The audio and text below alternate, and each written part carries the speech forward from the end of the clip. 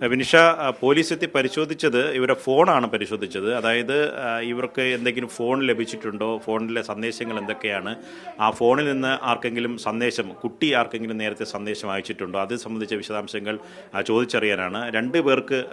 നാട്ടിലുള്ള 2 പേർക്ക്, സഹോദരനും ഒരു ബന്ധുവിനും മാത്രമാണ് ഇവർ ഫോൺ ചെയ്തത്. അവരിങ്ങോട്ട് വിളിച്ചിരുന്നു കാര്യങ്ങൾ അറിയുന്നതിന് വേണ്ടി. അങ്ങോട്ടും വിളിച്ച് ഈ വിശദാംശങ്ങൾ നൽകിയിട്ടുണ്ട്. ആ വിവരങ്ങൾ മാത്രമാണ് ഈ ഘട്ടത്തിൽ പങ്കുവച്ചിട്ടുള്ളത്. ആ വിവരങ്ങൾ പോലീസിന് നൽകിയിട്ടുണ്ട്. അവസാനം ആ കുട്ടിയെ ട്രെയിനിൽ നിന്ന് ട്രെയിനിൽ ഉണ്ടായിരുന്നു എന്ന് പാറശാല സ്വദേശി പറഞ്ഞ ആ വിവരത്തിൻ്റെ അടിസ്ഥാനത്തിൽ ലഭിച്ച ഫോട്ടോയുണ്ട്. ആ ഫോട്ടോയാണ് അവസാനം പോലീസ് കുട്ടിയുടെ രക്ഷകർത്താവിന് അയച്ചു കൊടുക്കുകയും പോലീസ് എത്തി അത് വെരിഫൈ ചെയ്യുകയും ചെയ്തത്. അത് കുട്ടിയുടെ രക്ഷകർത്താക്കൾ സ്ഥിരീകരിക്കുകയും ചെയ്തു.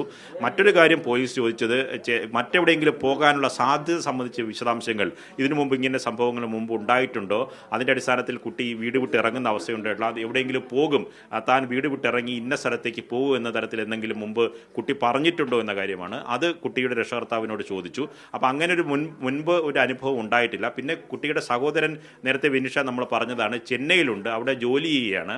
അപ്പോൾ ആ ചെന്നൈയിൽ പോകാൻ, ആ കുട്ടിയുടെ സഹോദരൻ്റെ വീട്ടിലേക്ക് പോകാനുള്ള സാധ്യത ഉണ്ടോ എന്ന കാര്യം ആരാഞ്ഞു. അത് ഒരു കാരണവശാലും അതിനുള്ള സാധ്യതയില്ല. ആ സഹോദരനെ അവർ ബന്ധപ്പെട്ടിട്ടുണ്ട്. ആ കുട്ടി പോകുന്നതിന് മുമ്പ് വിളിക്കുകയോ അങ്ങോട്ട് പോകാനുള്ള സാധ്യത വിരളമാണ്. കാരണം ഇതിനേക്കാൾ കൂടുതൽ സഹോദരൻ ക്ഷുഭിതനാവാനുള്ള സാധ്യതയുണ്ട്. അതുകൊണ്ട് അങ്ങനെ ഒരു സാഹചര്യത്തിൽ അങ്ങനെ വീട് വിട്ട് സഹോദരൻ്റെ അടുത്തേക്ക് പോകാനുള്ള സാധ്യത വിരളമാണ് എന്ന വിവരങ്ങളുമാണ് ഈ നിമിഷം കുട്ടിയുടെ രക്ഷകർത്താവ് പോലീസിന് നൽകിയിട്ടുള്ളത്.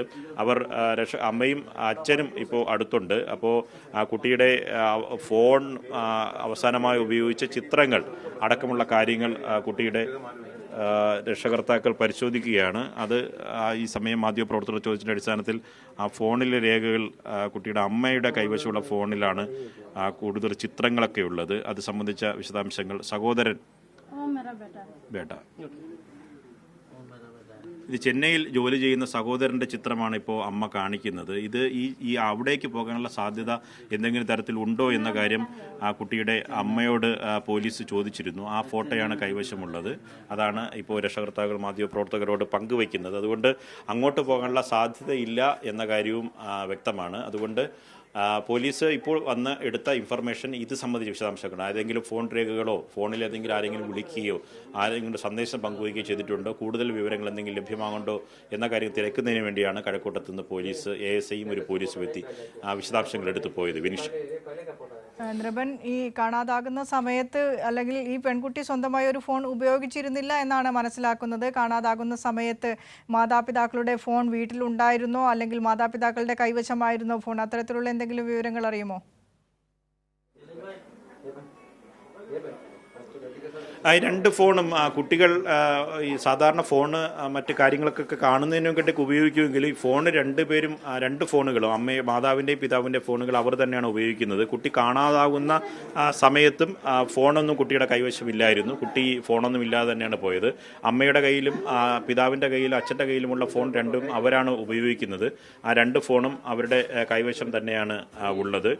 ആ ഫോണിൽ ഉള്ള വിവരങ്ങളാണ് അപ്പോൾ പോലീസ് തിരക്കിയപ്പോൾ പറഞ്ഞത്. ഇവിടേക്ക് സഹോദരൻ്റെ അടുത്തേക്ക് പോകാനുള്ള സാധ്യതയുണ്ടോ എന്ന് പരിശോധിച്ചപ്പോൾ ഈ വിവരങ്ങളൊക്കെ തന്നെ അവർ നൽകിയിട്ടുണ്ടായിരുന്നു. ആ വിവരങ്ങൾ പോലീസ് പരിശോധിച്ച ശേഷമാണ് ഇവിടെ നിന്ന് പോയത്. അതൊരു ഫോണ് കുട്ടിയുടെ അമ്മയുടെയും അച്ഛൻ്റെയും കൈവശം തന്നെയാണ് 2 ഫോണുകൾ ഉള്ളത്. അതുകൊണ്ട് കുട്ടി മറ്റ് ഫോണിൽ ആരെയും ബന്ധപ്പെടാനുള്ള സാധ്യത ഇല്ല. അല്പം മുമ്പ് ഇളയ കുട്ടി പഠിക്കുന്ന സ്കൂളിലെ ഹെഡ് മാസ്റ്ററാണ് ഇവിടെ വന്നത്. അവിടെ വന്ന് അദ്ദേഹം ഈ കുട്ടികൾ ഭക്ഷണം കഴിച്ചോ, അവർക്ക് വേണ്ടിയിട്ടുള്ള സജ്ജീകരണങ്ങളൊക്കെ ചെയ്യുന്നതിന് വേണ്ടിയിട്ടാണ് അദ്ദേഹം എത്തിച്ചേർന്നത്. അദ്ദേഹം പറഞ്ഞത് ഇന്നലെ 10:30 മണിയോടുകൂടി അവർക്ക് പൂർണ്ണമായി വ്യക്തമായി. കാരണം കുട്ടി ഇവിടെ ഒന്നുമില്ല, ഇവിടെ നിന്ന് വിട്ടു പോയിട്ടുണ്ടെന്ന വിവരം നടത്തി. ഇതര സംസ്ഥാന തൊഴിലാളിയാണെങ്കിലും നാട്ടുകാർ ഉടൻ തന്നെ ഉണർന്ന് പ്രതികരിച്ചു. അവർ തന്നെ നാട്ടുകാർക്കെല്ലാം സംഘടിതമായി എല്ലാവരും ഒന്നിച്ചാണ് ആ തിരച്ചിലൊക്കെ നടത്തിയത്. ഇവിടെ ഈ പ്രദേശം മുഴുവൻ അരിച്ചു പറക്കി കടകൾ, വ്യാപാര സ്ഥാപനങ്ങൾ, ഒറ്റപ്പെട്ട സ്ഥലങ്ങളിലൊക്കെ തന്നെ ഇന്നലെ രാത്രി പരിശോധന നടത്തി. രാത്രി 10:30 മണിയോടുകൂടി ആ കുട്ടി ഈ പ്രദേശം വിട്ടു പോയിരുന്നു എന്ന കാര്യം വിവരം ലഭിച്ചു. തുടർന്ന് ആണ് റെയിൽവേ സ്റ്റേഷൻ കേന്ദ്രീകരിച്ചുള്ള പരിശോധന നടത്തിയത്. അങ്ങനെയാണ് പാറശാലയിൽ നിന്ന് നെയ്യാറ്റിൻകര സ്വദേശി ബബിതയുടെ അവർ എടുത്ത ചിത്രങ്ങൾ പോലീസിന് ലഭിക്കുന്നത്. തുടർന്നുള്ള അന്വേഷണം കന്യാകുമാരി കേന്ദ്രീകരിച്ചുള്ള അന്വേഷണം തുടരുന്നത്. വിനിഷ.